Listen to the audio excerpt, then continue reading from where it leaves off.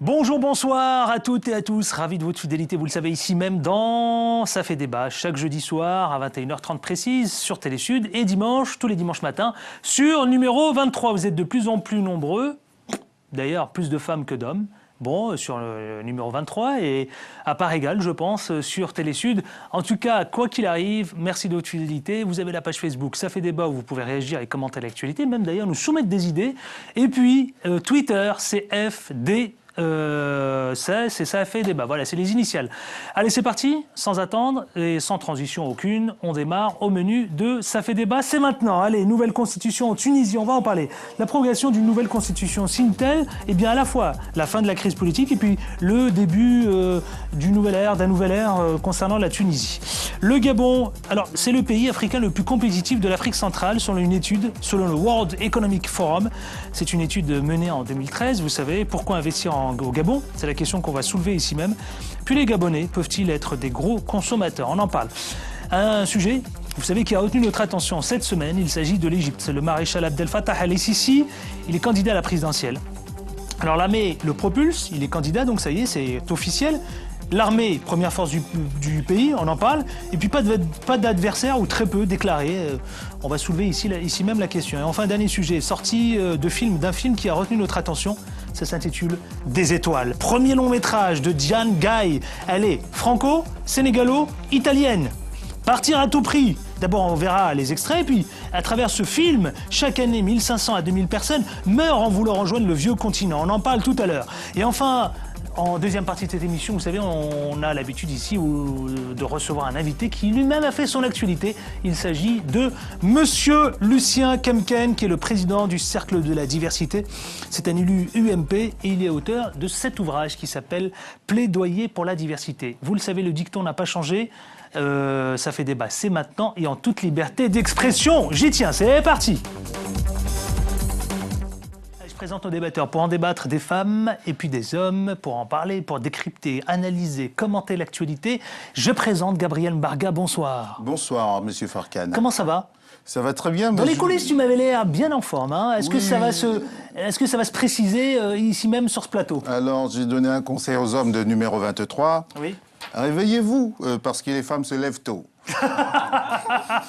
Face à monsieur Mbarga Gabriel, journaliste à Télé Sud, Samia Troubi. Samia, bonjour. Bonjour Adila. Comment ça va? Très très bien. Tout va bien pour vous? Très bien. Vous êtes toujours entre deux avions, là, entre le Proche-Orient et l'Occident? Là, c'était plutôt de TGV, beaucoup de Bruxelles, Bruxelles-Strasbourg, auprès de l'Union européenne, et aussi professeur, Tunisie. rappelons-le, professeur et puis spécialiste À des mi-temps. questions... Au Moyen-Orient et sur la question en Europe de l'islamophobie et de l'antisémitisme et de la lutte contre toutes les atteintes Eh aux rites. bien, que de vastes sujets. C'est ça. Absolument. Je m'en dirais. Un tout nouveau parmi nous, il s'appelle Ernest Tigori. Vous êtes un acteur politique, vous êtes sociologue. Non, pas sociologue, acteur politique. Un acteur politique. Écrivain, de temps en temps. Ah oui, écrivain, pardon, c'est pas sociologue. Non, autant pour moi. Écrivain. Écrivain, absolument. Qu'est-ce que vous avez écrit comme ouvrage, là, récemment? Le dernier, c'est Le Souverain Noir. Oui, c'est vrai. Nous avons eu à parler ici. Absolument. Tout va bien pour vous? Ben, ça va. Bon, allez, eh bien, c'est parti, messieurs. Ce que je vous propose tout de suite, c'est de parler de ce premier sujet. On en a beaucoup parlé ici, vous savez, dans le cadre de Ça fait débat. Et on continue à en parler. D'ailleurs, Samia Troubi va peut-être nous apporter un regard qui sera intéressant. Nouvelle constitution en Tunisie. Et puis d'ailleurs, une manne émanant du FMI. Le FMI débloque 506 millions de dollars pour accompagner la transition politique. Ce que je vous propose avant de commenter ce sujet, eh bien, c'est de regarder ce reportage proposé par la rédaction de Télé Sud. Difficile transition. Cette nuit, à la suite d'un débat de plusieurs heures, le Premier ministre Mehdi Djoma a obtenu la confiance de l'Assemblée constituante. Son gouvernement apolitique a pris ses fonctions ce mercredi, marquant le retrait du pouvoir des islamistes d'Ennahda. Dans son allocution, Mehdi Djoma a remercié son prédécesseur Ali Larayed et s'est dit conscient des grands défis et difficultés qu'il sera capable de relever grâce à la cohésion des Tunisiens. Le départ volontaire d'Ennahda du pouvoir après un peu plus de 2 ans aux commandes du pays vise à créer les conditions d'élections transparentes. L'entrée en fonction de Mehdi Djoma fait suite à l'adoption dimanche de la nouvelle constitution, 3 ans après la révolution de janvier 2011 qui a déclenché le printemps arabe. Dans son discours à l'Assemblée nationale constituante ce mardi, Mehdi Dioma a estimé que la lutte contre le terrorisme et la relance de l'économie étaient les principaux défis pour la tenue de législatives et d'une présidentielle dans l'année. Première question à Samia Troubi. Samia Troubi, dites-moi, est-ce que l'approbation d'une nouvelle constitution signe-t-elle clairement la fin de la crise politique que vient de traverser la Tunisie? La fin de la crise politique, on en avait parlé à de nombreuses reprises ici. Oui, je pense que c'est la fin de la crise politique. C'est une étape, en tout cas, vers un renouveau démocratique, vers un renouveau, vers la poursuite. C'est hyper important, c'est que c'est la poursuite de la révolution. La révolution ne se fait pas en une étape avec l'éviction de Ben Ali au pouvoir. Elle ne se fait pas seulement avec l'écriture et l'adoption de la Constitution. Elle se fait aussi par cette nouvelle étape qui est ce gouvernement de compétences qui va essayer de relancer aussi, mais c'est l'un des enjeux de Mehdi Jomra et de tous ces ministres qui ont souvent été formés à l'extérieur, à l'international et qui sont revenus en Tunisie pour offrir leurs compétences. Ça compte? Ça compte, ça compte, bien sûr, oui, ça compte. Ce savoir-faire, justement, cette expertise à l'extérieur, et ça joue. Pourquoi ça contribue à la Tunisie de quoi? Qu'est-ce que ça vient apporter? On reprochait souvent, il y avait un hiatus entre cette Assemblée nationale constituante qui était composée du peuple, c'est plutôt une bonne chose, mais qui n'avait pas de réelles compétences. Et la plupart de ces grands acteurs tunisiens qui travaillent pour la BAD, qui travaillent pour la FMI ou qui travaillent à New York, sont de vraies compétences pour la Tunisie, qui n'ont pas été mises au service de notre pays. Et Mehdi Jomra les a appelés, les a rappelés, c'est une très bonne chose. Il y avait quand même un hiatus entre hier, lors du vote de confiance, avec tous ces ministres type FMI, 40, 50 ans en costard-cravate, et puis ces membres de l'Assemblée constituante. C'est une bonne chose. Bon, alors maintenant, après vous avoir planté, effectivement, vous m'avez là plutôt optimiste et c'est une très bonne chose pour la Tunisie. Mais on va quand même censé, vous savez, on aborde quand même les questions ici essentielles dans Ça fait débat. Ernest Tigori, dites-moi, le FMI qui débloque 506 millions, est-ce que c'est suffisant pour accompagner cette transition? Je voudrais brièvement dire que d'abord il faut rendre hommage à la Tunisie. La Tunisie a lancé le printemps arabe il y a 3 ans. Et puis cette Assemblée nationale constituante a travaillé pendant à peu près 2 ans. Elle a pu voir quelles étaient les difficultés de la société. Donc je pense que dans la Constitution qui est votée, les membres de cette Assemblée ont dû tenir compte de tout ce qu'il faut pour que le pays puisse repartir. Ceci étant, une Constitution, c'est un texte, c'est une lettre. C'est le sens de la responsabilité publique de ceux qui vont être mis en place. Qu'est-ce que vous voulez dire par là? Qui va faire... Je vous vois arriver là. Qu'est-ce que vous voulez entendre? Qu'est-ce que vous voulez entendre par là? Vous allez dire que la Tunisie, elle est en train de trouver ses marques ou pas du tout? Ah oui, si. Je veux dire que c'est encourageant.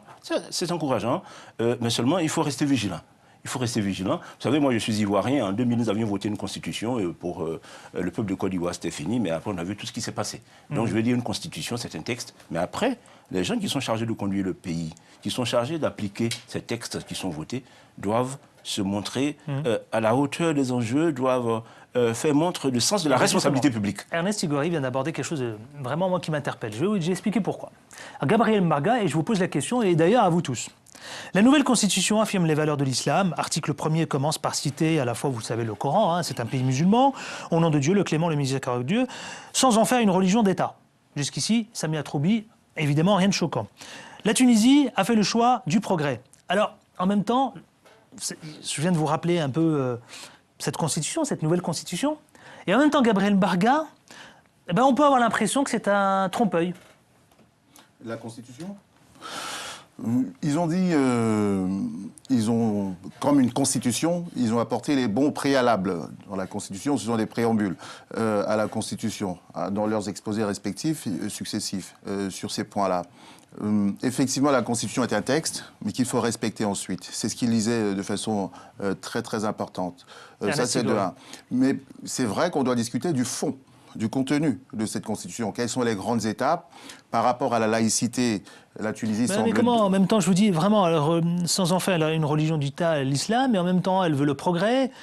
Alors, certains se posent quand même d'ores et déjà la question, ils se disent, est-ce que c'est pas un trompe-l'œil? L'islam n'est pas opposé au progrès. Le fait que le président américain... on en parle, c'est pour ça que je pose la question sur la ici. Bible ne fait pas des États-Unis un pays chrétien intégriste. Non, l'islam s'adapte parfaitement au progrès. Je crois que Je pense qu'en fait, la question, elle est bonne, mais ce ne serait pas la première formule, l'article 1, c'est une formule consacrée, quoi, au nom de Dieu, le clément, le miséricordieux. On commence par ça, à peu près partout, et puis 99%... Comme l'a rappelé finalement Ernest Sigori aux États-Unis. C'est une formule consacrée, quand on voit Obama prêter serment... sont musulmans, même si ça a quand même fait parler, hein, parce qu'il y a des gens qui se déclarent ouvertement athées en Tunisie, il y a des gens qui sont chrétiens, des gens qui sont convertis au christianisme, une minorité juive, et donc effectivement ils peuvent se sentir mal à l'aise. En fait, le vrai fond du problème, ce sera plus l'article 4, qui lui, qui a été l'un des articles les plus âprement discutés, qui dit grosso modo, liberté de conscience, l'État garantit la liberté de conscience, mais elle garantit aussi l'atteinte au sacré. Donc, ça veut dire quoi ? Est-ce qu'on a le droit, jusqu'où on va aller? C'est-à-dire si vous avez un gouvernement qui est à majoritairement Ennahda et qui considère qu'un dessin ou qui considère qu'un pamphlet ou qu'un écrivain va à l'encontre du sacré, est-ce que c'est à l'État d'aller de le poursuivre? En fait, c'est sur l'article 4, il dit tout et son contraire, et c'est parce qu'il a voulu contenter tout le monde. Et je pense que ces questions-là, elles ne sont pas encore éteintes. Ce n'est pas parce que la Constitution, qui a été très débattue à l'extérieur, à l'intérieur, c'est pas parce qu'elle a été très débattue que sa mise en œuvre et en fait sa pratique tous les jours en Tunisie de l'après-révolution va forcément les constitutions prennent vie. Les constitutions prennent vie. C'est-à-dire qu'au départ, il y a un texte à une époque. Ensuite, un pays, forcément, il évolue. On va pas se projeter à horizon séculaire, à l'horizon des siècles, mais c'est un pays, et puis les constitutions sont souvent des choses qu'on modifie pas très facilement, ni très rapidement. Ça veut dire quoi? Ça veut dire que fatalement, une constitution est un peu générale. Elle rappelle un canevas très général du droit. Elle encadre la constitutionnalité des futures lois du pays. Donc, on ne peut pas, sur une constitution comme sur le code pénal, par exemple, définir de manière très très précise, par exemple, telle ou telle infraction. Et c'est l'avantage des constitutions, mais c'est aussi parfois le point qui peut créer des situations conflictuelles. Parce que, à la fois, on définit de façon large pour que tout le monde se sente représenté dans l'expression juridique du pays, mais quelquefois il y a des zones de contestation. Moi, je suis très attentif dans tout ce que vous dites là, à la fois vous trois, hein, mais en même temps, moi, il y a quelque chose qui, évidemment, me chagrine un peu. C'est-à-dire que les Tunisiens, déçus de la Révolution, d'accord? On est d'accord? Oui, il y en a. Alors, il y a quand même trop de recyclage des pro-Ben Ali dans le nouveau gouvernement. Mais il y a eu beaucoup de frustration de la part des gens qui se sont dit mais et là, qu'est-ce que tu dis à la population? On leur dit quoi? Mehdi Joma leur a dit une chose, parce que un des ministres régaliens, l'ancien ministre de la Justice de Ben Ali, est actuellement dans le gouvernement Ben Joma. Ça pose un peu problème. Et puis d'autres ont été beaucoup critiqués. Monsieur Joma a dit une chose, le Premier ministre dit une chose. J'ai apporté les compétences que je considère nécessaire, laissez-moi travailler, laissez-moi du temps, et si ça ne vous convient pas, je ferai en sorte qu'ils s'en aillent. Mais en tout cas, pour le moment, ils ont respecté. Moi, je pense qu'il faut leur laisser, et c'est ce que fait l'Assemblée constituante et le peuple, il faut leur laisser au moins le crédit de pouvoir... Je donne la parole et je vous la redonne. Ernest Sigori, ensuite Gabriel Barga. On ne peut pas construire un pays dans l'exclusion. Ben Ali est resté au pouvoir pendant des décennies, et d'ailleurs, la Tunisie n'était pas le pays qui se portait le plus mal en Afrique, il faut le dire aussi, même si certains aspects de sa politique ont conduit à la révolution. Donc c'est l'ensemble des Tunisiens qui ont travaillé sous Ben Ali pour bâtir ce pays.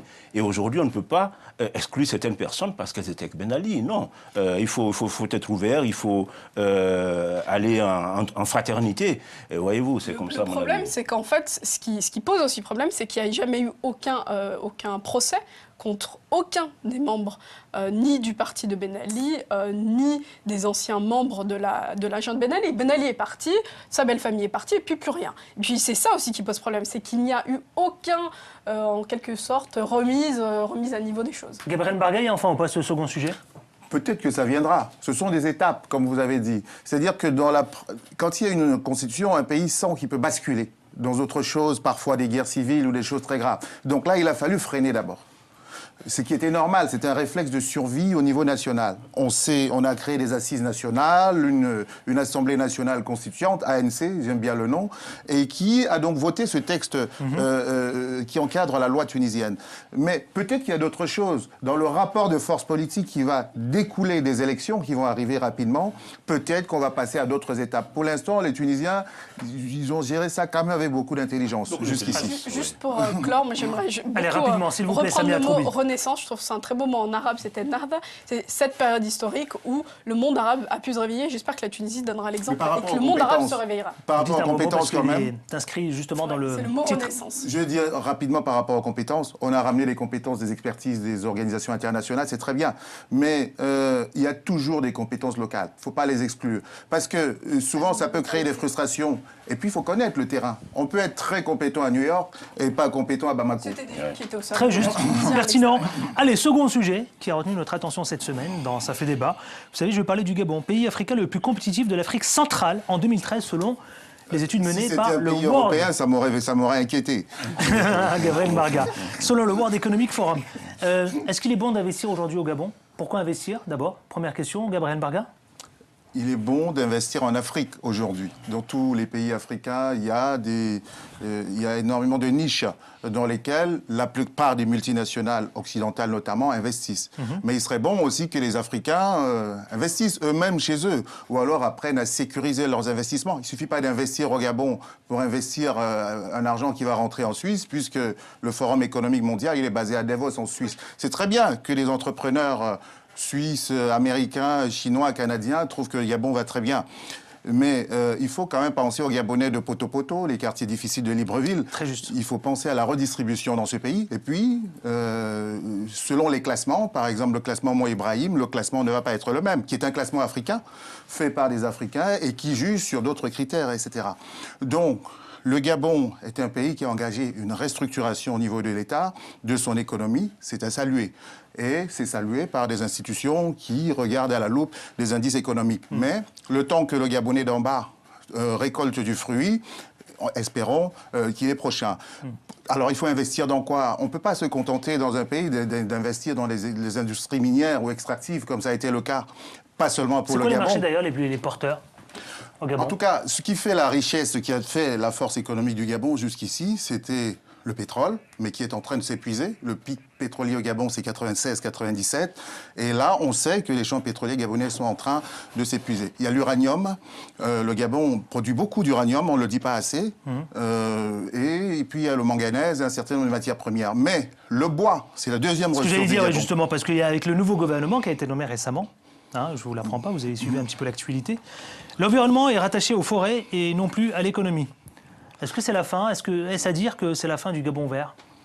Peut-être c'est le début, parce que justement, tant que l'environnement était rattaché à l'économie, on parlait essentiellement d'argent concernant le bois, qui est quand même une matière qui n'est pas comme les autres. C'est quand même quelque chose qu'on ne peut pas exploiter de façon sauvage sans penser à demain. Donc le rattacher à l'environnement, c'est plutôt un bon signe. C'est peut-être là, justement, que le Gabon vert va se construire.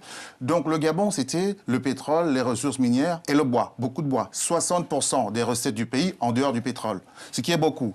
Mais on ne peut pas rester là-dessus. Il faut, pour le Gabon, comme pour les autres, développer maintenant une industrie de transformation locale, une industrie tertiaire avant de parler d'innovation. Ernest Sigori? Oui, en effet, on va féliciter, disons, se satisfaire que le Gabon affiche une bonne compétitivité. Mais la compétitivité, ça a à voir avec la capacité à exporter. En même temps, la Côte d'Ivoire, elle fait la même chose. Il y a quelques jours, là, hier, elle appelait tout le monde à venir investir à Abidjan. Comme M. Marga l'a dit, toute l'Afrique a besoin d'investissement. Et donc la compétitivité, ça a à voir avec la capacité à exporter. Aujourd'hui, quand on regarde l'économie gabonaise, on sait que les produits pétroliers, le pétrole et les produits miniers représentent l'ordre de 90% des exportations. Et en revanche, les produits agricoles et manufacturiers ne constituent pas une part importante de l'économie. Alors que c'est dans ces secteurs-là qu'on peut développer des exploitations individuelles, des petites et moyennes entreprises qui donnent de l'emploi à l'ensemble de la population. Il faut rappeler que le Gabon a un tiers de sa population active qui est au chômage. Donc aujourd'hui, ce qu'on peut espérer, c'est que les dirigeants gabonais orientent l'économie dans ce sens. Parce qu'il y a une chose importante qu'il faut préciser au Gabon, c'est que c'est un pays qui a à peu près la moitié du territoire de la France métropolitaine pour seulement 1 500 000 habitants, avec d'énormes richesses naturelles. Donc le Gabon... 80% de surface boisée. C'est un pays qui peut raisonnablement avoir l'ambition de donner à l'ensemble de sa population, à ses masses populaires, une qualité de vie qui pourrait avoisiner justement, c'était ma question les pays prochaine. du Golfe. Voilà, donc il faut que le Gabon... Finalement, est-ce que ça profite à la population de cette croissance? Je parle de cette croissance. Ce sont des croissances qui existent dans des dossiers au FMI, mais qui sont vus par le Gabon d'en haut, comme dans tous les pays africains. C'est capté là-haut. Ça ne se traduit pas dans les assiettes de citoyens, de la masse. Et ça, c'est la réorientation économique qui peut y favoriser. Enfin, là, on revient au vrai sujet du problème. Enfin, le World Economic Forum, c'est pas la plus belle instance qui s'occupe, grosso modo, de ce qui se passe dans l'assiette du Gabonais et de l'Africain moyen. Le World Economic Forum, c'est quand même l'antre du capitalisme mondial. Et quand il dit investissons, c'est les grandes entreprises qui investissent avec des Gabonais de là-haut. Donc, est-ce que ça reflète effectivement ce qui se passe dans le Gabon des 1,5 million d'habitants? Normalement, c'est censé... Non, mais attendez, normalement, c'est censé justement faire profiter la population. Mais moi, c'est la question que je pose. Est-ce que en général, chaque fois que l'Occident vous applaudit, c'est qu'ils ont souvent en Afrique, les croissances qui sont affichées sont endossées sur des financements extérieurs des grandes entreprises pétrolières, minières. Voilà. Ce n'est pas une activité économique vraiment issue de l'ensemble endogène, issue de l'ensemble de la population. Voilà, donc ce sont ces rééquilibrages-là qu'il faut faire pour qu'on arrive à une population qui... on les encourage, parce que c'est bien, parce que quand même, il y a des indices comme l'amélioration du climat des affaires, etc. Ça, c'est bien pour les multinationales aujourd'hui, comme pour le Gabonais même demain. S'il y a une facilitation à créer une entreprise, tant mieux. Mais l'Afrique, c'est pas simplement des chiffres économiques. Il y a des problèmes profonds au Gabon, comme la cohésion sociale, dans beaucoup d'autres pays aussi, où on sent une tension entre les communautés. C'est très dangereux aussi. On ne peut pas se contenter uniquement de chiffres. Et ne pas oublier ces étincelles-là qui peuvent couver parfois, même si il faut saluer ce qui est en train d'être fait. Il faut, comme vous l'avez souligné tout à l'heure, il est bon en tout cas d'investir en ce moment sur le continent africain. Oui. Voilà. Nous le souhaitons. Direction l'Égypte. Vous voulez bien? Nous l'encourageons. Direction l'Égypte. Allons-y. Parlons-en. Allez, on regarde tout de suite ce sujet qui est proposé par la rédaction de Télésud et on vient tout de suite en parler ici même. Le maréchal Abdel Fattah al-Sisi, l'homme fort de l'Égypte depuis la destitution de Mohamed Morsi, a été promu maréchal ce lundi lors d'une réunion du commandement militaire égyptien.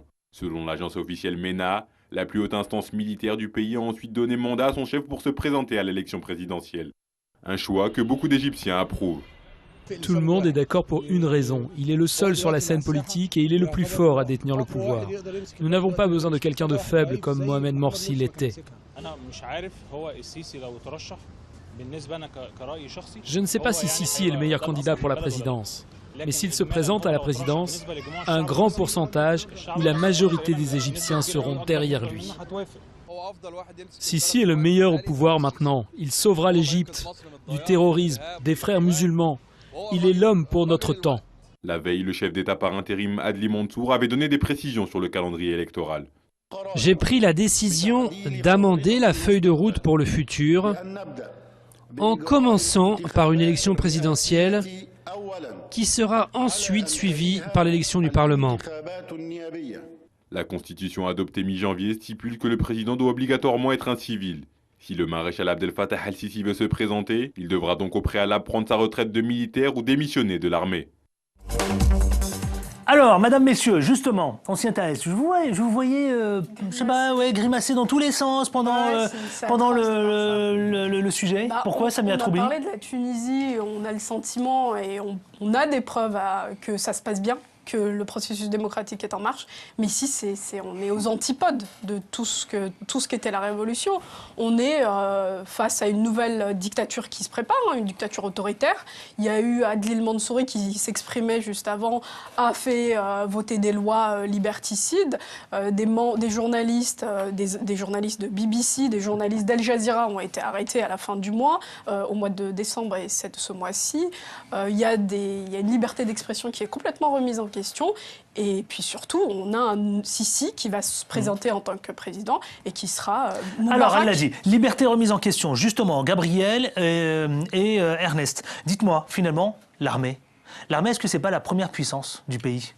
Gabriel Bargaï, ensuite après Ernest Sigori. Depuis toujours, depuis 1952, au moins depuis l'arrivée de Nasser. L'armée a toujours été celle qui fait la pluie et le beau temps en Égypte.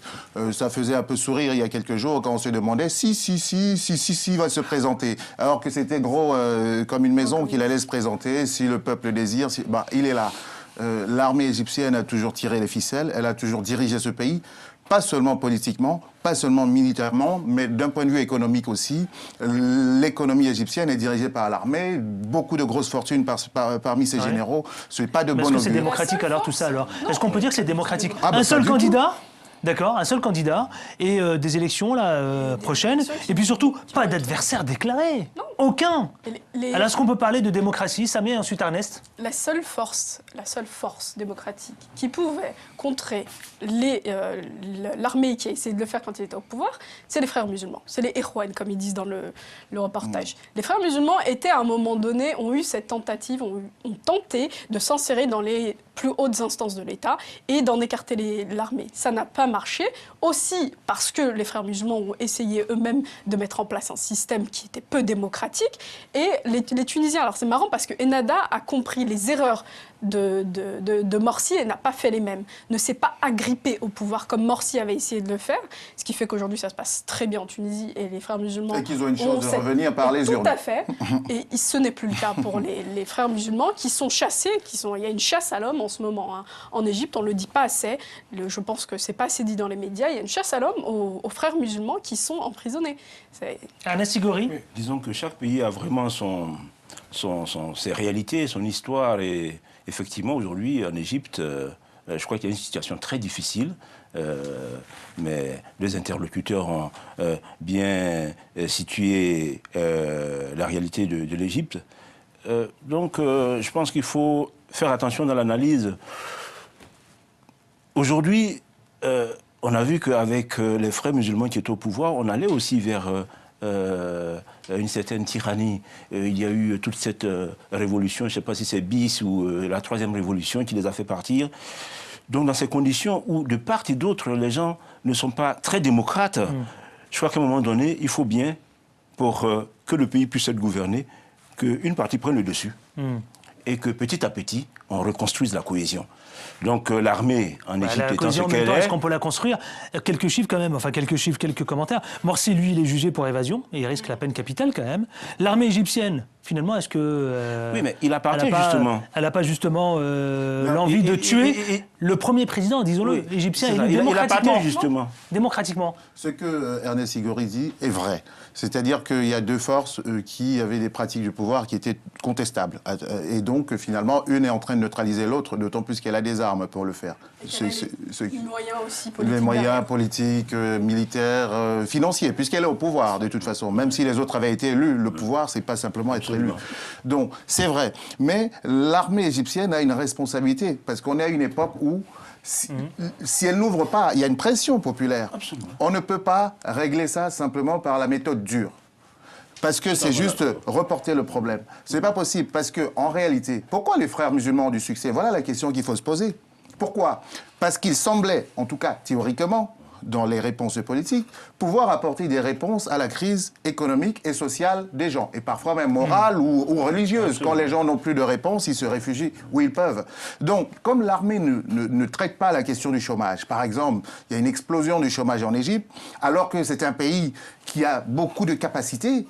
Il y a une explosion de la misère sociale, des paysans, des enfants de la rue, de tout ça. C'est énorme. Donc, à partir du moment où vous vous contentez d'exercer le pouvoir de manière forte, peut-être à maintenir une espèce de stabilité, mais que vous ne donnez pas à manger aux gens. Donc, ces gens, ils font pression. Et en même temps, on se pose tous la question, pourquoi éliminer, pourquoi absolument tuer ou éliminer Morsi ? Alors qu'il a été élu démocratiquement. Bon, disons que... Je ne suis pas sûr que Sisi et l'armée ira jusqu'à tuer Morsi.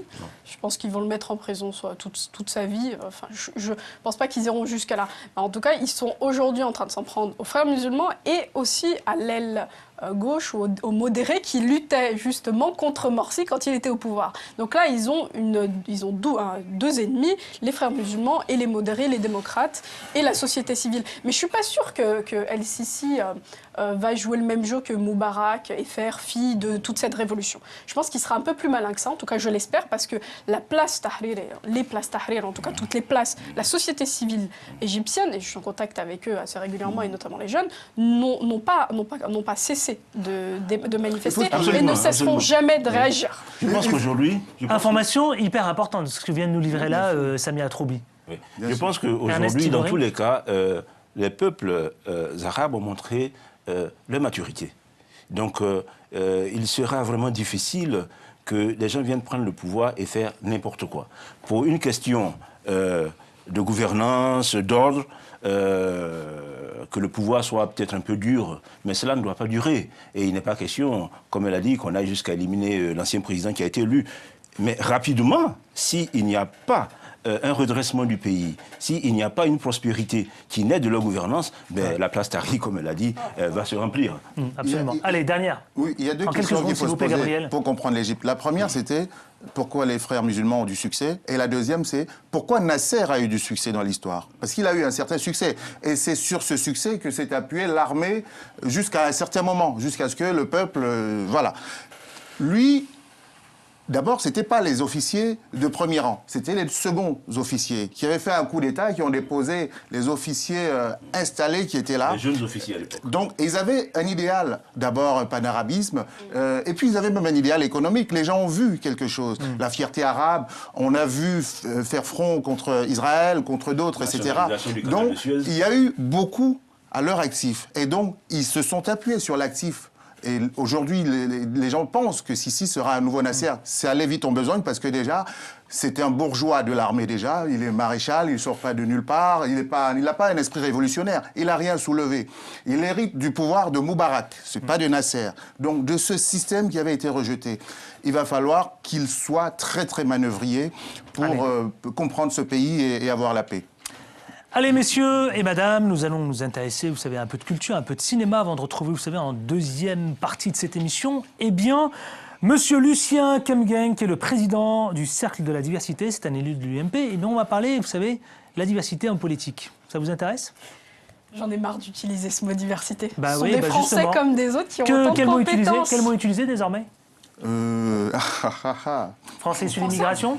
Représentativité, moi j'aime bien. À la place de diversité. Moi j'aime bien représentativité. Bon, je sais pas. Bon, on va en parler avec Lucien Kemgeng. Voilà, on va en parler avec eux. C'est intéressant, on va en parler avec lui. Allez, dernier sujet qui a retenu notre attention. Je vais parler d'un film que j'aime beaucoup, qui s'intitule Des étoiles. Et c'est réalisé par Diane Ngaï et produit par Julie Gaillet. Bravo. Par Julie Gaillet, la nouvelle compagne de François Hollande. Allez, regardons cet extrait. C'est confirme. Ah ouais, c'est confirme. Allez, regardons l'extrait et on revient en parler ici.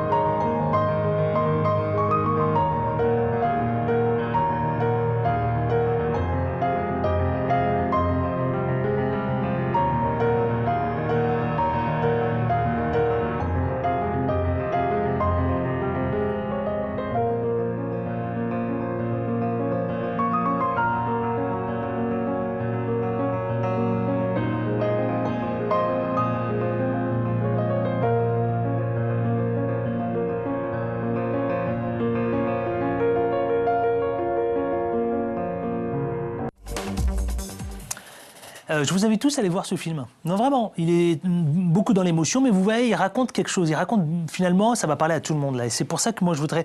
Alors, non pas le film, si vous voulez, le film m'interpelle pour soulever quelques questions. Est-ce que, celles et ceux qui nous regardent, finalement, partir à tout prix, est-ce que c'est un des projets qui nous concerne tous ? Allez, Samia Atroubi. Dans quel sens? Parce que maintenant, les Se départs... barrer. Alors, si c'est se barrer de France ou alors se barrer d'Afrique pour venir Se en barrer Europe. d'Afrique, allez. Se barrer d'Afrique pour venir en Parce Europe. que c'est un peu le film. Ouais, hein. c'est C'est un peu l'objet du film, hein, récits. ça raconte des parcours C'est croisés. Des parcours de vie. Ok. Ouais. Je pense que oui, c'est aujourd'hui l'obsession de tout le monde. Moi, j'étais en Tunisie encore au moment où le nouveau gouvernement a été nommé. Tout le monde a envie de se barrer, parce que les gens sont à la fois frustrés, ont le sentiment d'être une génération sacrifiée. Je parle aussi beaucoup des pays arabes. Là, ce sont des générations sacrifiées de la Révolution qui ne verront pas les fruits, qui ne cultiveront pas les fruits de cette nouvelle paix, de cette nouvelle C'est quoi, démocratie. ça reste l'Eldorado, l'Occident? Toujours, encore maintenant? Ça reste l'Eldorado. C'est vrai, vraiment? Qu'on le veuille ou non. Vous avez le sentiment que ça reste l'Eldorado, l'Occident? Ernest Tigori? Nous plaignons cette jeunesse qui est obligée de partir de l'Afrique. En même temps, nous saluons le courage de tous ceux qui décident d'affronter l'épreuve du voyage. Vous parlez de 1500, 2000 personnes qui meurent par an. Je le disais, effectivement, Mais chaque année, 1500, je le rappelle Ernest, à 2000 personnes meurent en voulant rejoindre le vieux continent, c'est-à-dire évidemment l'Occident. Pourquoi les candidats à l'immigration sont-ils aussi nombreux? C'est ça aussi. C'est quoi qui motive tout ça? Je veux juste laisser finir Ernest Tigori, je vous donne la parole, Gabriel Barga. C'est la désorganisation des États africains qui fait que ces jeunes sont obligés de chercher d'autres horizons pour pouvoir... clandestinement ou légalement, mais en tout cas, les gens ont envie de se donner la possibilité... C'est quoi, c'est le ras-le-bol? C'est quoi ou c'est les conditions de vie difficiles, le manque de perspective, ça c'est humain, tout le monde veut avoir une possibilité de s'en sortir. Donc, je disais, est-ce que l'Occident reste l'Eldorado? Étant chez soi et n'ayant aucune possibilité, on pense toujours à l'ailleurs. Et l'Occident, quoi qu'on dise, aujourd'hui il y a beaucoup de difficultés certes, mais l'Occident reste pour les pays africains quand même, pour les jeunes Africains, un Eldorado. Seulement, il faudrait que dans ce mouvement, il y ait aussi l'analyse, parce que nous avons vu récemment qu'à Lampedusa, des jeunes ont hué Emmanuel Barroso. Exactement. Je dis, mais enfin, c'est le chef d'État dans leur pays qui doit huer. Emmanuel Barroso n'est pas responsable de leur situation. C'est vrai qu'on demande une certaine générosité à l'Europe, une certaine humanité à l'Europe, mais ceci étant... peut-être que ça a été dit, l'Europe n'est peut-être pas capable aussi de recevoir. Aujourd'hui, nous sommes près des milliards en Afrique. Ils ne sont pas capables de recevoir toute notre misère. Donc il faut qu'on fasse attention. Ce que soulève Ernest Tigori, je vous donne la parole. Oui, Samia Troubi. Non, la question des analyses. Barroso a le droit quand même d'être critiqué parce qu'effectivement, on ne peut pas laisser. On sait qu'il y a des gens qui partent sur des bateaux de fortune. On ne peut pas les laisser crever en mer. Et c'est ce qui s'est passé. Il y a des milliers de Syriens, des Tunisiens, des Palestiniens qui partent tous les ans, tous les jours et qui crèvent dans l'eau. Alors qu'on a les moyens quand même de les secourir. Je ne dis pas de les accueillir, je dis de les secourir. La question, c'est sur l'analyse qu'elle est importante. Quand on a la rive sud de la Méditerranée, de cette Méditerranée, qui est complètement soit dans une situation économique catastrophique, soit, mais plutôt, la question, elle est là, elle est politique et c'est des guerres. C'est parce qu'on a des guerres sur la rive sud de la Méditerranée. C'est parce qu'on a une insécurité sur la rive sud de la Méditerranée que les gens partent. Gabriel Barga, voilà le film. Vous partagez un peu voilà le film. Voilà le film qu'il faut montrer. Vraiment, il faut aller le voir ce film. C'est le film qu'il faut montrer. C'est le film qu'il faut aller voir. Qu'il faut montrer surtout au Forum économique de Davos. Ah oui, très bien, très juste. Qu'ils comprennent que leurs chiffres conduisent à ça, finalement. Et donc, c'est un problème interne chez nous. Il faut qu'enfin qu'on travaille pour tous ces gens-là. Qu'ils voient le fruit de cette richesse qu'on affiche dans des tableaux internationaux. Et voilà. Ça n'a pas toujours été comme ça, d'abord. Nous, lui, les Ivoiriens, par exemple, les Ivoiriens, jusqu'à il y a 15 ans, ils ne voulaient même pas sortir de chez eux. Ils avaient tout sur place. Ils avaient tout, c'était la Suisse. Dans d'autres pays, moi, je suis du Cameroun, par exemple. Il y a une vingtaine d'années, mais ça passe vite. Tu restais pas ici, dès que tu avais fini tes études, tu partais. Parce qu'il y avait on était fiers de rentrer, il y avait des sociétés qui accueillaient les gens étaient fiers de travailler pour leur pays. Cette fierté, elle est là. Mais il y a des gens, quand ils n'ont pas été formés, c'est pas toujours de leur faute, c'est parfois parce que, quelquefois, on peut pas payer l'école à tous les enfants de la famille. Il y a des familles, même où on choisit. Toi, tu vas à l'école cette année, et lui, il ira l'année prochaine. Vous vous rendez compte? Donc, c'est un problème que nous, on doit régler chez nous, et non pas attendre, encore une fois, que d'autres le fassent. Mais maintenant, c'est vrai, quand il y a des situations de détresse humaine, en mer par exemple, qu'on ne reste pas les bras croisés à se dire, bon, voilà un wagon de moins. même s'il s'agit de bateaux. Quand Merkel et Hollande, François Hollande, disent on va accueillir quelques Syriens, alors qu'on sait qu'il y a plus de 300 000 réfugiés, qu'il y a 130 000 personnes qui sont mortes, on va en accueillir quelques-uns. Enfin, il faut voir les chiffres. François Hollande parle de 300 ou 400 Syriens qui vont accueillir. On se fout de la gueule du monde, alors qu'il est prêt à envoyer des millions d'euros d'armes aux soldats contre Assad. Donc là, à un moment donné... Dans tous les Non, cas, vous moi, avez je pense raison. Allez, en qu'il quelques faudrait secondes. que les pays du Sud, nous sachions que nous sommes les premiers responsables de notre destin. Voilà, et nous pouvons passer de nombreuses années à accuser les autres. J'aime cette phrase. Mais tant que nous ne nous assumerons pas, les choses ne changeront pas et on pourra... Eh ben moi j'invite tous celles et ceux qui nous regardent, vous savez quoi, à aller regarder ce film touchant, et terriblement en tout cas, vous allez voir, il va vous toucher, forcément ça va vous parler. Ça parle à tous celles et ceux, évidemment, qu'ils soient africains ou pas africains du tout. Des étoiles, ça s'appelle. Mais surtout, c'est quoi? J'aime bien ce genre d'initiative. C'est son premier long métrage à Diane Gaye, qui est franco-sénégalo-italienne. Voilà, il faut la soutenir, il faut aller le voir. Merci Gabriel Barga. La semaine prochaine, nous allons accueillir notre... en deuxième partie de cet invité, Lucien Kemken. Absolument. On va parler de diversité en politique. À la semaine prochaine, mais il faut quand même rappeler aux gens que la première terre d'immigration des Africains, c'est l'Afrique. C'est là qu'il y a les plus grosses vagues de migration, d'un pays à l'autre. Avec autant de plaisir la semaine prochaine? Oui, oui, oui et oui. Julie, oui et oui. Samia Troubi, merci à vous, à très bientôt. À très bientôt. À très bientôt ici même, sur Télésud et numéro 23. Je serai là. Super. Ernest Tigouri, même chose? Je reviendrai avec grand plaisir. Allez, c'est Il a parti. été exceptionnel. Hein. Qui ça? Oui, de sagesse. De sagesse. C'est vrai. C'est vrai. Merci. Allez, tout de suite, mon invité, c'est Lucien Kemken, le président justement de la diversité, du cercle de la diversité. Et c'est un élu au sein du parti de l'UMP. On en parle justement, je vais lui poser la question. Diversité. Vous n'aimez pas ce mot-là? Pourquoi pas français, mais comment on les qualifie justement, ces Français issus Quelle place d'immigration? on leur laisse? Moi, je parlerai de représentativité. On On va en les parler, qualifie. c'est maintenant, c'est tout de Français. suite. C'est parti. Pour celles et ceux qui viennent de nous retrouver, ne bougez surtout pas. Notre invité, mon invité, dans Ça fait débat en deuxième partie de cette émission, eh bien, il s'agit de monsieur Lucien Kemken. Bonjour. Bonjour. Vous êtes le président du Cercle de la Diversité. Vous êtes un élu à Sèvres, au sein de ce parti qui s'appelle l'UMP. Et vous avez été auteur d'un plaidoyer, c'était il y a 1 an déjà. Oui. On s'en souvient Mais encore. il est toujours d'actualité. Oui. On va en parler. Il s'appelle justement Plaidoyer pour la diversité, contribution qui est la vôtre, chez Michel Demôle.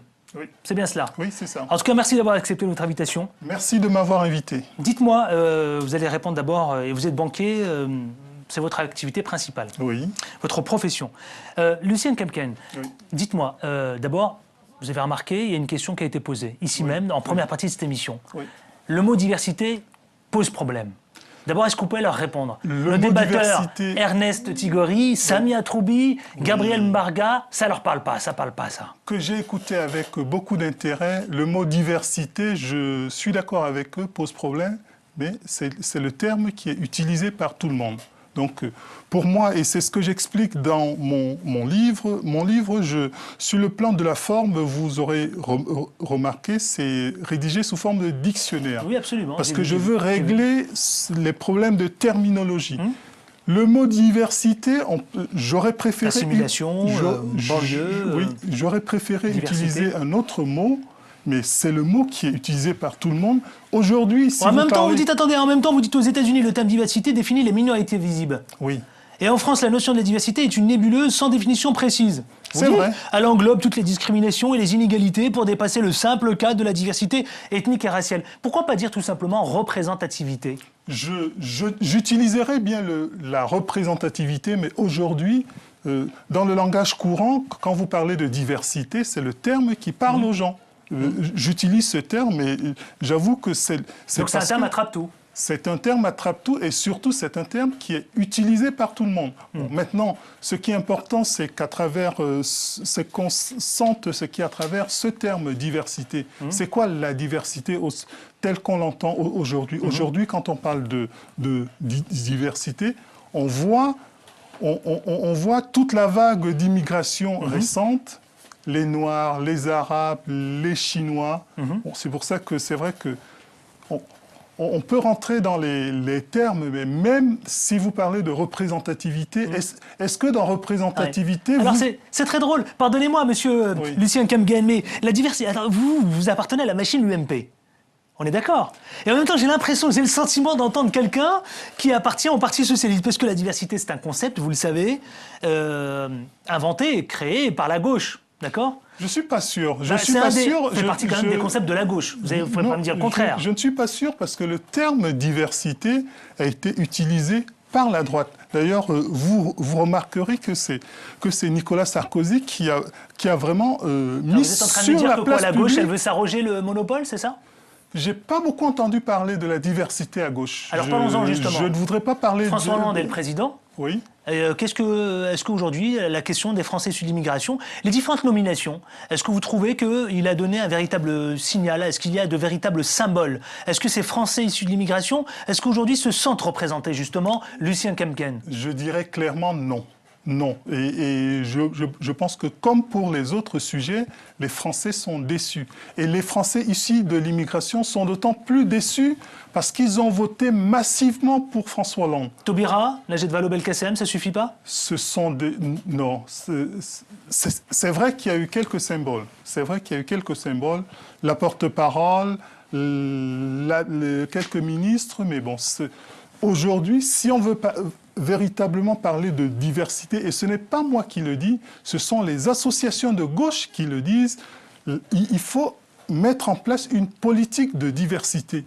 Pire, j'ai l'impression que François Hollande a même écarté un certain nombre de gens. Vous voulez nous dire que sous le règne de Nicolas Sarkozy, lorsqu'il était président, d'accord, oui. Il a fait mieux que François Hollande ? Il a sûrement fait mieux que François Hollande dans un certain nombre de domaines et sur celui-là particulièrement. Parce que sous Nicolas Sarkozy, il y avait une politique de diversité, même si elle n'est pas allée jusqu'au bout, je le reconnais. Parce que bon, il y a eu quelques freins, y compris à droite, mais Nicolas Sarkozy avait vraiment cette volonté de représentativité, pour reprendre votre terme. Et il a fait des nominations importantes dans des domaines importants.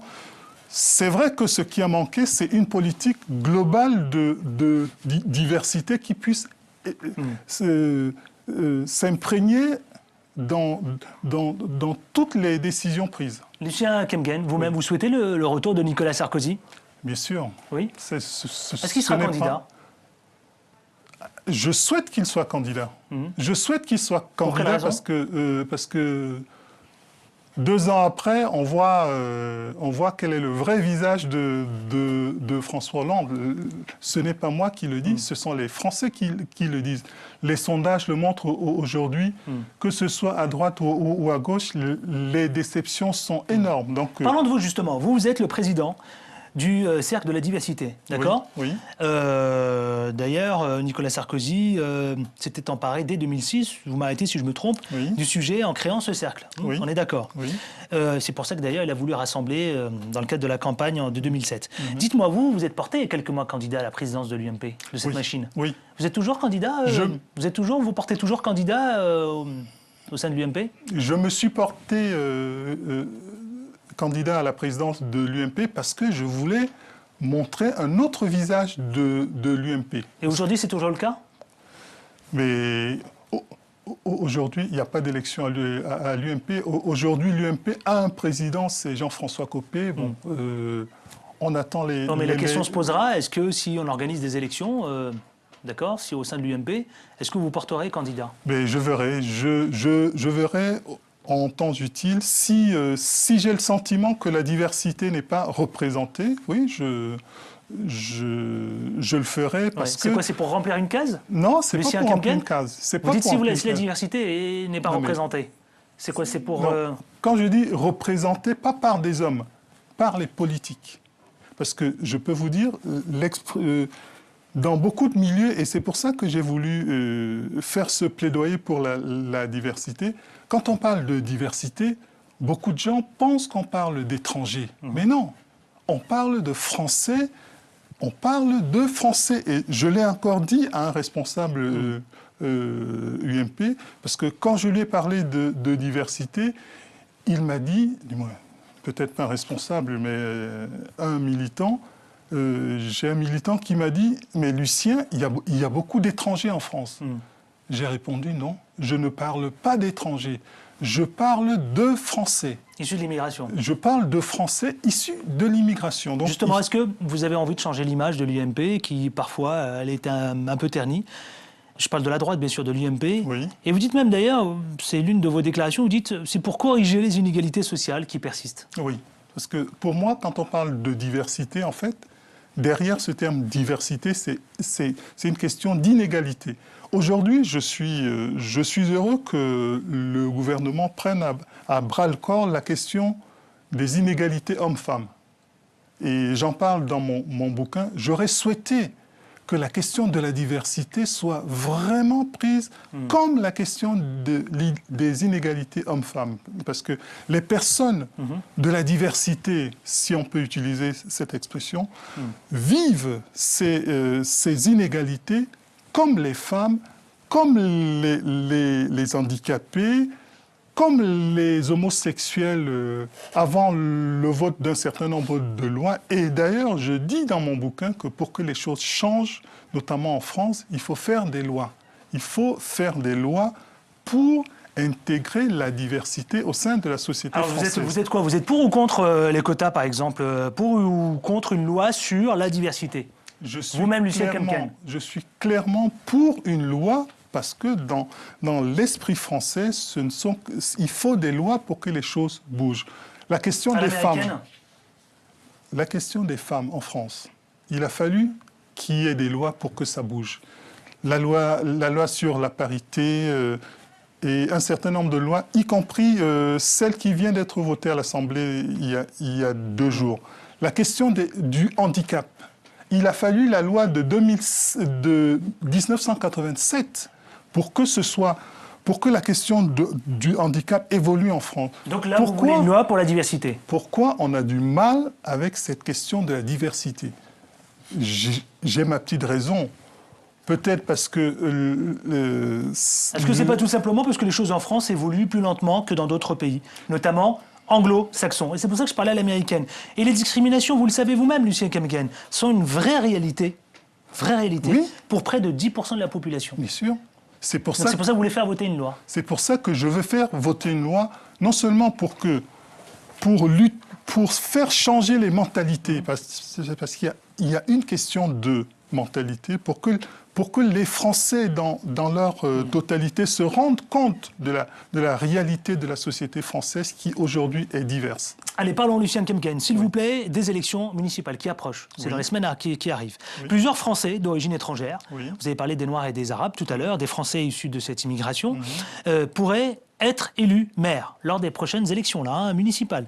Mais Lucien Kemken, paradoxalement, les partis politiques font profil bas sur cette percée de la diversité.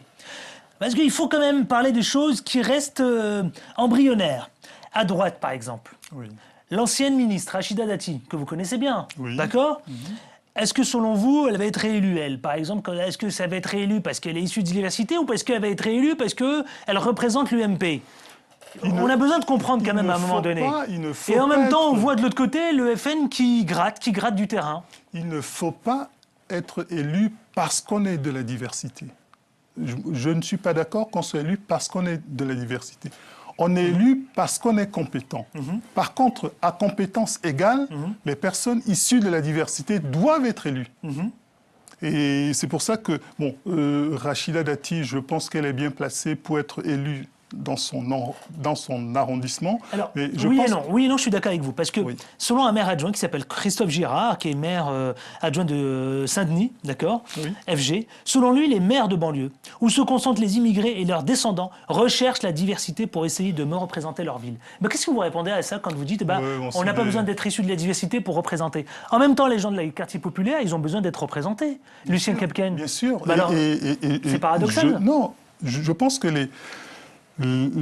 on a besoin d'être représenté, mais il faut être compétent. Ce que je voulais dire, c'est qu'il ne faut pas être élu seulement parce qu'on est de la diversité. Moi, je suis élu à Sèvres, dans l'ouest parisien, depuis 2001, et c'est un secteur qui n'est pas du tout un secteur de prédilection pour la diversité. Il faut être élu parce qu'on est compétent. Par contre, s'il y a des freins, puisque manifestement il y en a. S'il y a des freins, à un certain moment, les partis politiques devraient imposer au plus haut niveau la diversité, parce que ce n'est qu'en imposant qu'on fera bouger les choses. Eh bien, j'invite à tous celles et ceux qui nous regardent, vous savez, ça s'appelle Plaidoyer pour la diversité, une contribution d'un élu de droite qui s'appelle Lucien Kemgen. Il est le président du Cercle de la diversité, c'est un élu à Sèvres de l'UMP. Je vous invite donc à aller découvrir cet ouvrage que j'ai trouvé très intéressant, je dois le dire. Effectivement, très très intéressant. Merci. Vous savez, Lucien Kemgen, 5 secondes, en 10 secondes, tout le monde y passe, personne n'y échappe. C'est parti. Un mot, c'est pas une phrase, hein, me faites pas de la politique. Que représente pour vous l'Afrique? Un mot. L'Afrique, c'est mon cœur. L'Afrique, quelle priorité, selon vous? Un mot. L'économie. France-Afrique, ça évoque quoi pour vous? Ça vous fait sourire. Écoutez, France-Afrique, ça pourrait évoquer des choses positives, mais malheureusement, historiquement, c'est du négatif. Mais il faudrait que nous travaillions pour que France-Afrique soit plutôt positif. Oui, c'est compliqué. Afrique et démocratie, vous répondez quoi, sans langue de bois? Attention! Triste.